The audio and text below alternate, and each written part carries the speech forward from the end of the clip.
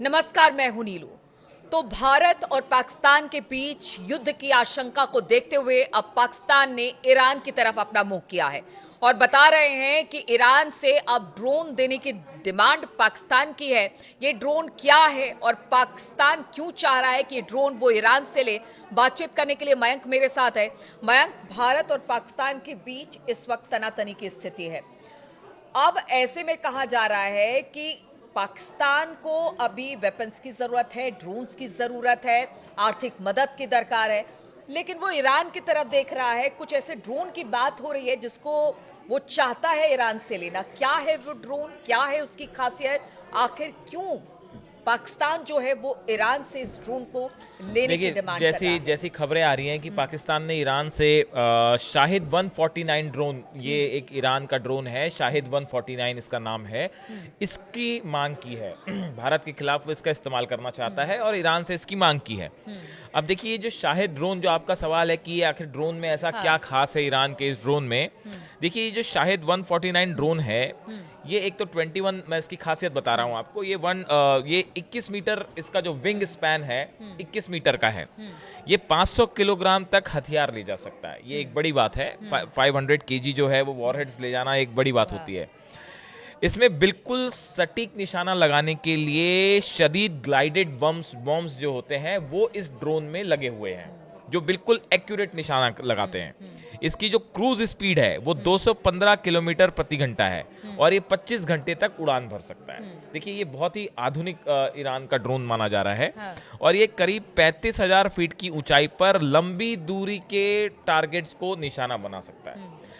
इन सब खूबियों की वजह से ईरान का जो ये ड्रोन है, इसकी तुलना अमेरिका के MQ-9 जो रिपर ड्रोन्स हैं उससे हो रही है। हमने देखा था जो मार के रह गया हुतीज के साथ, जब अभी तो खैर सीज फायर हो गया है, लेकिन हुतीज और अमेरिका के बीच में जब हमले हो रहे थे तो हुतीज ने काफ़ी सारे जो MQ-9 रिपर ड्रोन्स हैं अमेरिका के, वो मार गिराए थे। वो MQ-9 जो ड्रोन्स हैं वो बेहद घातक और आधुनिक है और उसी लेवल का ये शाहिद 149 ईरान का ड्रोन माना जाता है। और इसका जो टेस्ट ईरान ने किया उस दौरान भी ये बात सामने आई थी कि ये बहुत ही एक्यूरेट साबित हुआ।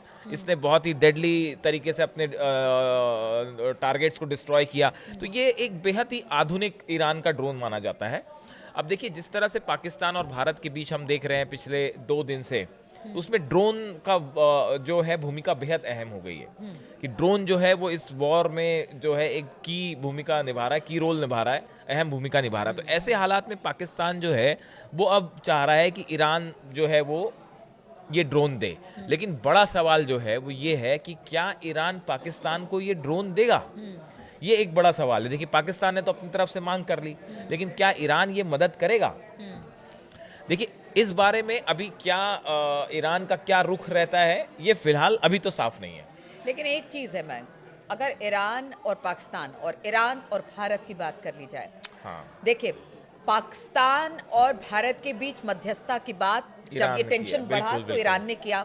आराक्ची खुद एक दिन पहले भारत पे थे और उनको पहलगाम हमले की पूरी जानकारी दी गई थी। ऐसे में ड्रोन की मांग पाकिस्तान तो कर रहा है, लेकिन ये भी देखा जाए कि यहाँ पर शिया और सुन्नी 2 ऐसी कंट्रीज हैं, भारत और पाकिस्तान की बात की जाए, उनके बीच में भी हमेशा इस तरह की, तो इन सब सिचुएशन को, सारे सिचुएशन को ध्यान में रखते हुए भारत पाकिस्तान क्या मदद करेगा या नहीं? क्या मदद करेगा कि देखिए, अभी जो आपने कहा, अब्बास अराक्ची जो ईरान के विदेश मंत्री हैं, वो भारत के दौरे पे थे कल। उनकी एस जयशंकर से, भारत के जो विदेश मंत्री हैं, उनसे मुलाकात हुई। हम आपको 3 बातें बताते हैं जो एस जयशंकर ने अब्बास अराक्ची जो है उनको सीधा एड्रेस किया। बायलैटरल टॉक थी। देखिए, एस जयशंकर की तरफ से ये कहा गया कि एक ईरान के लिए कह रहे हैं कि एक पड़ोसी और करीबी साझेदार के रूप में यह महत्वपूर्ण है कि आपको स्थिति की अच्छी समझ हो। उन्होंने कहा कि भारत की प्रतिक्रिया निर्धारित और नपी तुली ही रही है। देखिए, जिस तरह से पहलगाम पे हमला हुआ, आतंकियों का हमला हुआ, उसके बाद जब अब्बास अराक्ची की ये जो दौरा है ये ऐसे समय में हुआ जब भारत और पाकिस्तान के बीच जो है वो बिल्कुल जंग छिड़ी हुई है, जंगी कहा जाएगा इसको।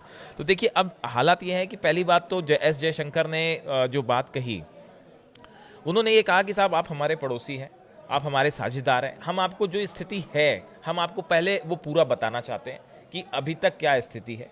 दूसरी चीज जो एस जयशंकर ने कही, वो जो बेहद महत्वपूर्ण बात है, उन्होंने ये बात कही थी कि अगर स्थिति को और बिगाड़ने का हमारा कोई इरादा नहीं है, हालांकि अगर हम पर सैन्य हमला होता है तो इसमें कोई संदेह नहीं होना चाहिए कि इसका बहुत ही मजबूती से जवाब दिया जाएगा। एक पड़ोसी और करीबी साझेदार के रूप में यह महत्वपूर्ण है कि ईरान को स्थिति की अच्छी तरह से जानकारी रहे। ये एस जयशंकर ने उनसे कल ही बात कह दी थी, पूरी जानकारी दी गई। और कल शाम को, कल रात को जो कुछ हुआ उसके पहले ही एस जयशंकर ने अब्बास अरागची साहब को साफ कर दिया था कि देखिए, अगर हमारे पे पाकिस्तान की तरफ से हमला होता है तो हम उसको रिटेलिएट करेंगे। तीसरी एक बहुत अहम महत्वपूर्ण बात है, जो कि इस आपके सवाल का जवाब यहाँ से समझना होगा कि क्या ईरान की मदद करेगा पाकिस्तान। देखिए, एस जयशंकर ने एक बात और कही, इस साल हमारी कूटनीतिक साझेदारी की 75वीं वर्षगांठ है, जो हमारी गहरी दोस्ती और सहयोग को दर्शाती है। मुझे विश्वास है कि हम इसे उचित रूप में मनाएंगे। ईरान और भारत की बायलैटरल जो संबंध है, इसको 75 साल पूरे हो रहे हैं। ईरान जो देखिए, ईरान और भारत ये एक दोनों अगर साथ खड़े होते हैं तो वो पूरे एशिया और मिडिल ईस्ट में एक बहुत अहम रोल प्ले कर सकते हैं। अभी हमने अपने पिछले वीडियोस में भी अपने दर्शकों को बताया था कि खामेनेई ने, जो सुप्रीम लीडर है, उन्होंने इस बात का जिक्र किया था कुछ समय पहले कि भारत के साथ ईरान को अपने संबंध मजबूत करने हैं। उन्होंने उसमें चीन का नाम लिया, भारत का नाम लिया, रूस का नाम लिया, लेकिन पाकिस्तान का नाम नहीं लिया था। और खामेनेई खुद ये चाहते हैं, सिर्फ एक मुस्लिम कंट्री होने के नाते ईरान पाकिस्तान के साथ खड़ा होगा, ऐसे तो लगता नहीं लगता। देखिए, ईरान जो है, ईरान कई नीतियों पे एक साथ काम कर रहा है। देखिए, ईरान इस समय एक बड़ी कोशिश हो रही है खामेनेई की तरफ से और ईरान के लीडर्स की तरफ से कि ईरान को एक विकासशील देश के रूप में पूरी दुनिया के सामने पेश किया जाए। सिर्फ ऐसा ना हो कि ईरान का जिक्र सिर्फ तभी हो रहा हो जब साहब कहीं जंग होती हो, ऐसा नहीं है। ईरान मल्टी लेवल पे, ईरान जो है वो मल्टी लेवल पे अपने काम कर रहा है। देखिए, ईरान में अभी वर्ल्ड इन्वेस्टमेंट समिट हुआ, उसमें पूरे दुनिया भर के लोगों ने हिस्सा लिया। ईरान ये चाहता है कि भारत के साथ जो ऑयल एक्सपोर्ट है, जो पहले जैसी स्थिति थी कि भारत ईरान से जो है बहुत ज्यादा तेल आयात कर रहा था, वो फिर से शुरू हो जाए। बाकी जो चीजों का एक्सपोर्ट और इंपोर्ट था, वो शुरू हो जाए। चाबहार पोर्ट पे इंडिया चाह रहा है कि तेजी से काम आगे बढ़े।